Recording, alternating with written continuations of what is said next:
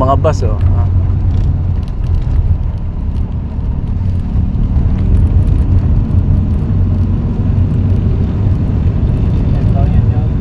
Yan yun sinasabi ni Carl. Yung likod-liko. Pababa. Oo, yan yun.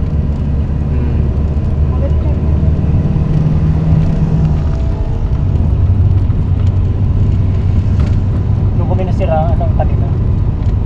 Inayos yung brake. Oo.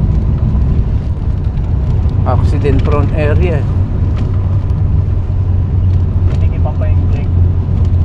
Tagal lang talaga. Ayan yung bundok oh. Oo nga daw, sabi ni Kuya, nadaanan pa daw kayo kanina mag-ano. Babalik na siya.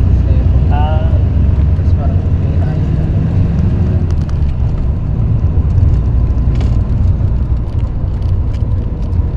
Mga puno eh oh. Kasi dapat bago umalis, nasa taas sila. Check mo, check mo.